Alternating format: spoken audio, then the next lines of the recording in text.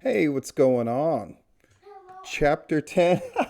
Sorry, my kid thought I'm I just was making random story like stuff. nice. So, my kid's working on her homework and stuff like that. I'm doing this video. So, Chapter 10. Welcome to TNA by Nick. When we last ended the last chapter, Sign the Bucks by Matt, that chapter really moved me. It's a feel great story. They had to struggle, all the stuff they had to do to get to TNA. They did it right. They let everybody know that they were going to do this TNA thing. When they get to TNA, they have the killer freaking dark match with the Motor City Machine Guns. Everybody from them to D'Lo Brown, their agent, really took care of them. They shone. They get the deal. Super cool. Then they came home from Orlando on the high. That's like this is so awesome. Christmas party, blah blah blah, and then they got the term sheet sent to them. How much money are they going to be making? $300 per appearance. Now, keep in mind, again, one of the things I love about this book, the details that you want to read are there. So, Ring of Honor, well, it's kind of lame because it was only $100 an appearance, though they were going to bump them up to 220. Here, TNA is giving them 300. That's better, right? No, well, TNA is not paying any expenses, right? Um, Read the fine print. We would be responsible for our own hotel and transportation to the shows. Folks, they live in California. Folks, Impact TNA was taping in Orlando, Florida. They decided to sign the deals anyway. After all, they're just brought in Hulk Hogan, Eric Bischoff's there. Seems like this is going to be this like huge deal. They became TNA wrestlers on Christmas Eve 2009. Then 2 days after Christmas, Vince Russo sends them the email. They need to cut their hair shoulder length, get new gear, a hot topic look, much like Jeff and Matt Hardy. Tell them not to wear the exact same thing. They'll be called Generation Me. Generation Me is the only part of that I find even mildly acceptable. Then they give them their names eventually. You really get the sense of just how off the mark and how awful TNA was getting at this point. Um, there's some funny interplay where they only get a couple inches cut off their hair and then go to see Vince Russo, who's naked, getting a massage, got a towel barely covering his butt. My kid just laughed at naked, raising her right. And then they have to cut their hair more. You really get the pain of them having to walk through the mall to find gear when they have perfectly great gear that they've had made. Because getting gear made, I don't know if you've ever experienced this, but wrestling people, it takes forever usually because gear makers are in relatively short supply, especially reputable ones, and so they have backlogs of work and stuff takes time, etc., etc. Anyway, I really like the discussions that Nick let us in on with the X Division guys and how close they were, and how there was this clear schism between the X Division guys and the rest of the locker room.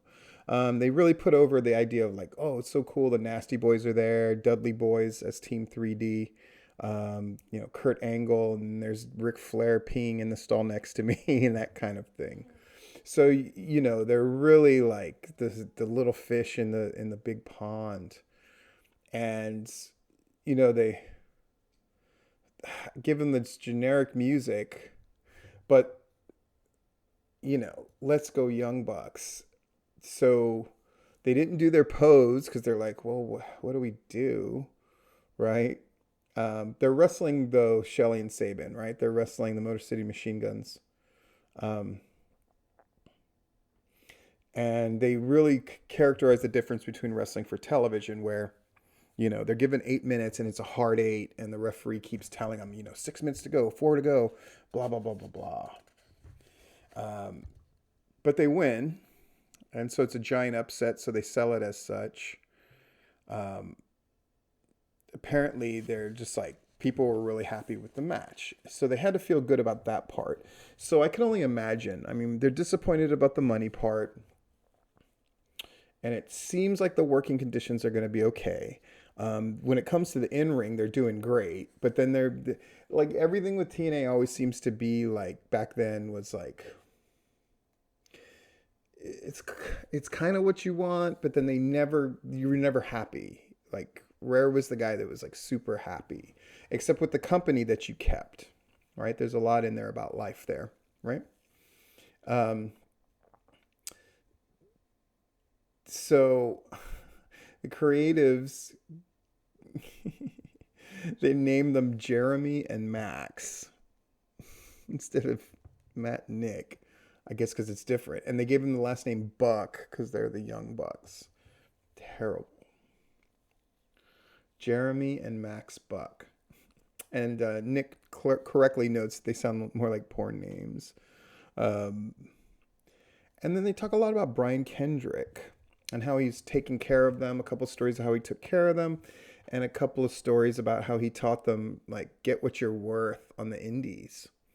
Really great stuff. Again, my new favorite chapter where, especially if you're a wrestling person, you need to read this, right?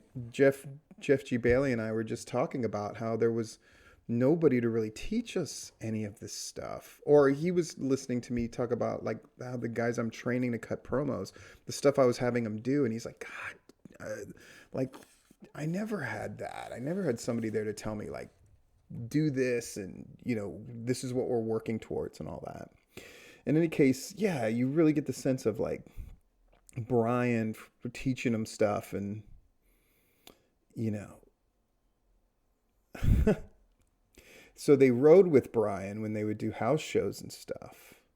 And Brian, I guess, hates the whole phone thing, right? Your generation is glued to that screen. You're robots. You're like robots. Interesting. So as they're going over to Universal Studios from the Holiday Inn Express Hotel, there's two people in the back. Older Japanese man, Tiger Hattori, famous Japanese referee, but a guy who had a lot of stroke. And Okada, young Okada, Kazuchika Okada, super cool. I remember they were using Okada around this time in TNA, but not very much. And they reinforced that in the book. They talk about the different characters they had there, like Jay Lethal and Doug Williams and Okada and Brian Kendrick.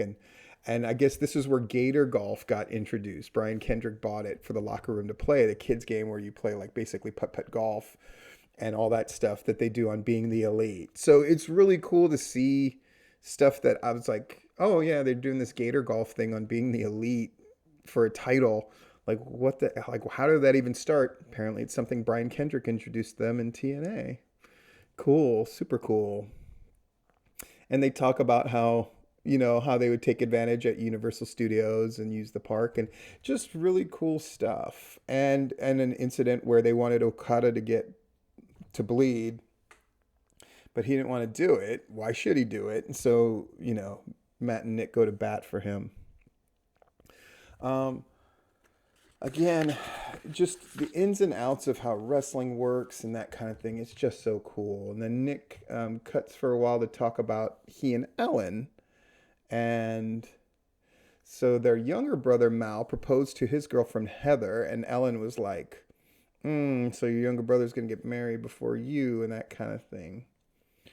Ellen wanted to live in Anaheim, but Nick convinced her that Hesperia would be perfect, and then they could get a home there because it would be cheaper. So they talk about how they get this home,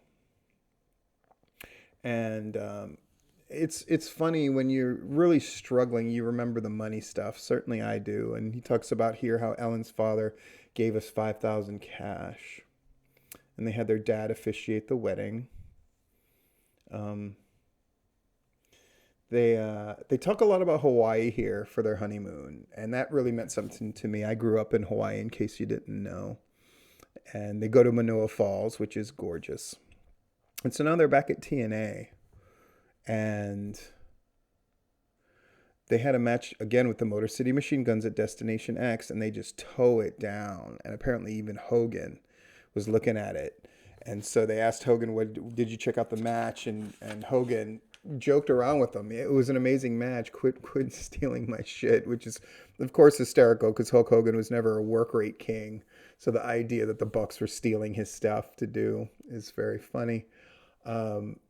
and they talk about Matt and Jeff Hardy and how cool they were, and how cool Jeff Hardy in particular was, which I totally believe. I mean, when I used to go to the TNA shows, the kindness and the sort of attention that Jeff Hardy would show fans, especially fans that were clearly younger or into him, or maybe not, maybe had some kind of like mental problem or developmental problem. Like Jeff Hardy was just one of these guys that just, he got a certain reaction from the crowd because I think they sensed how special he was and how kind he was. And he was definitely that guy. I don't think it was an act. I don't think it's fake. I think he and Matt are that way. But I remember in particular, Jeff Hardy being very, very gracious to fans to the point where it was incredibly noticeable. I would note it every time, just go like, this guy is really, really freaking good to people. Um,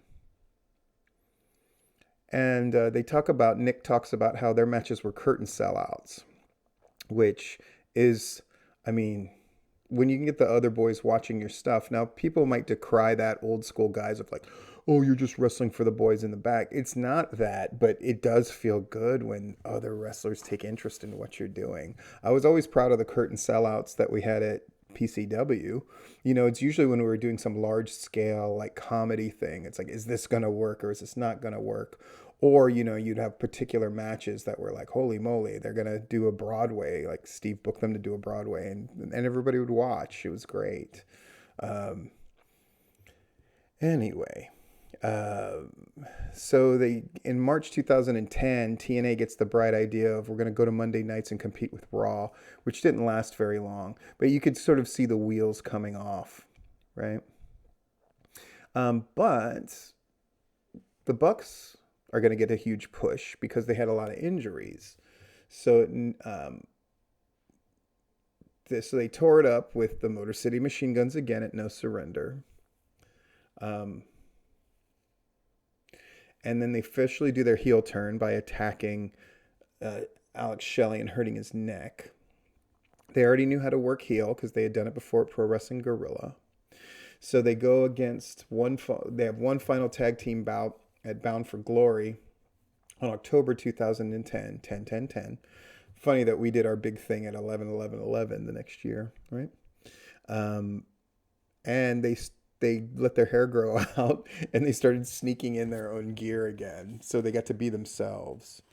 And it was a huge spot, and they really went for it. And I guess Mick Foley pulled them aside and said that they stole the show. So they're feeling really good about themselves.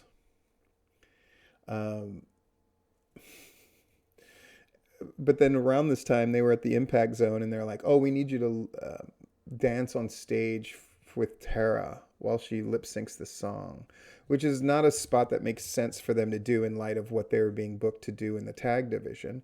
But I did love that they just kind of threw themselves into it, and it was a curtain sellout, and the boys were laughing about how hard they went for it. But that's what you're supposed to do, and is definitely one of those things that I've read again that makes me respect the Bucks all the more, right? That's what you do. Again, this chapter is essential for people in the wrestling business. It's essential. There's so many great little lessons being shown here. But then they talk about the sort of difficult stuff at TNA, how their checks were usually wrong, and then they would have to get resent, and then they wouldn't have the money for that much longer. Several occasions they would go to Orlando for the 3-day shoots that they would do, and they would be booked only one time, meaning they'd make like $300. And I mean, they're flying themselves, paying for their own rooms, guys.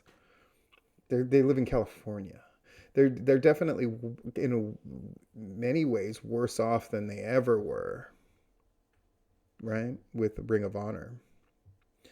So at this financial low point, Matt continued working at Metal Rubber, and Nick would pick up work with his dad at his all but dead, as he puts it, construction business. And the dad would introduce him, and he'd be excited. It's like, this is my son, Nick. He's a wrestler. You can watch him Thursday nights. And he would cringe.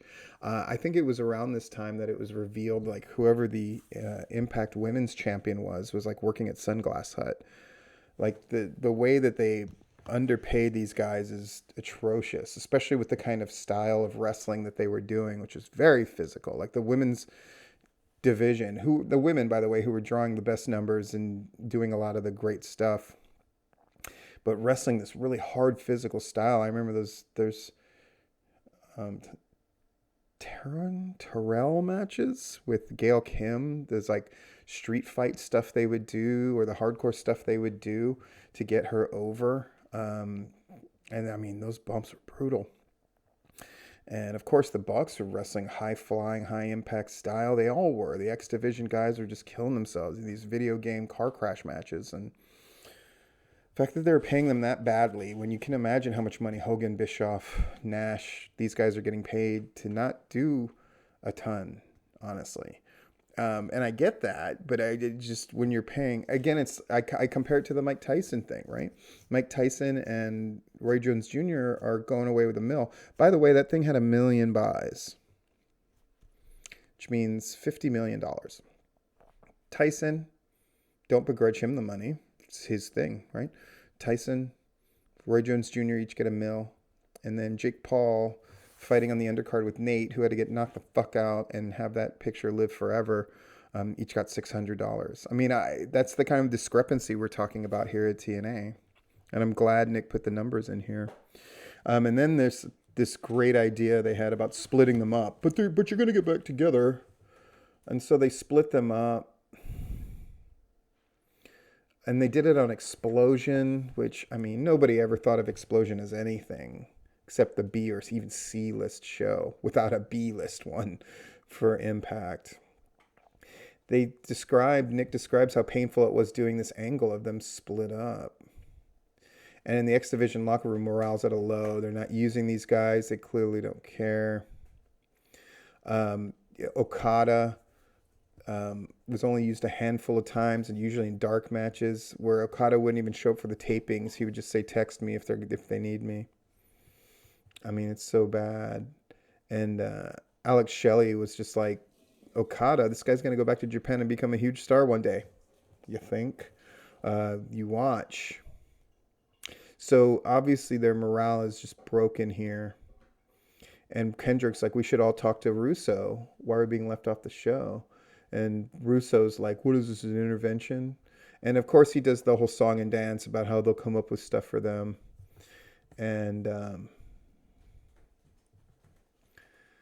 Matt just lays on the floor after they have this match against each other and just goes, I hate this place. And then a few days later, Jay Lethal, they let him go. And they're told it has nothing to do with that little intervention that they did, but I mean, it was just days later. It makes no sense. So it's just, TNA just became a place where it was just not fun to work. And there was very little positive about it.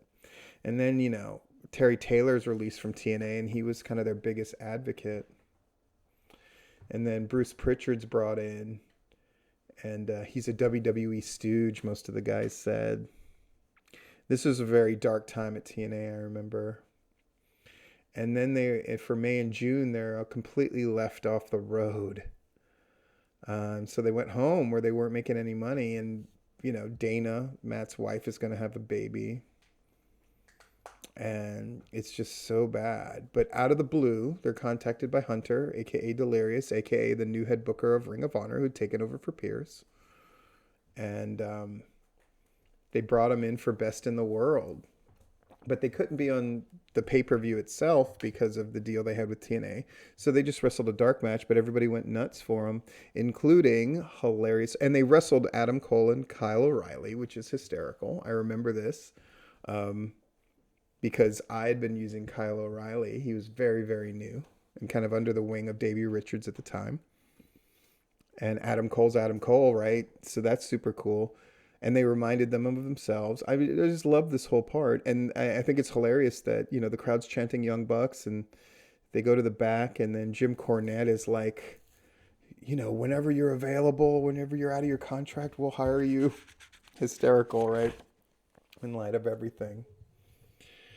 And then they finally corner Bruce Pritchard, and they're like, we got to talk. And he goes, I don't have much time, so we got to walk and talk. Again, I'm amazed at how bad these people who are there to deal with people as a big part of their job, like Bruce Pritchard and Vince Russo are so bad at dealing with people and so unwilling to do it, and how everything operates on this level of power instead of just communicating with each other. And so Matt's like, I got a baby on the way. I'm losing money here. And then he goes, maybe if you didn't complain about everything on Twitter, because they had complained on Twitter a few days before. Like that has anything to do with the fact that they hadn't been using them for months. It's typical bullshit. So, and, Brian's encouraging them, Brian Kendrick, like, you guys are doing great. Keep it up.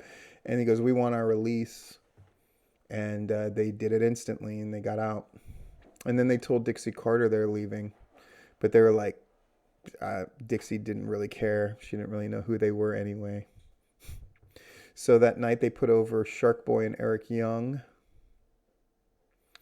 I like this part where Nick just goes, the match ended, the final bell sounded, and somberness overcame me. I feel like we had failed. I can totally understand what he's talking about.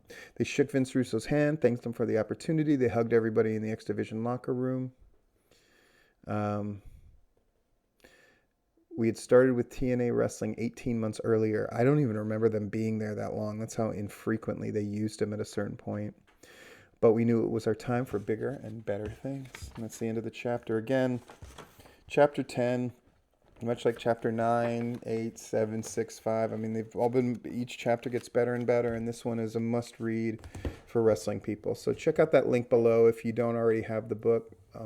My kid wants to get in here right at the end of the video. To say goodbye, I'd like to say that this video is not sponsored by Goldfish. I'm just hungry, and when Veronica's hungry, Veronica's hungry. Goodbye. It's a pretty good promo.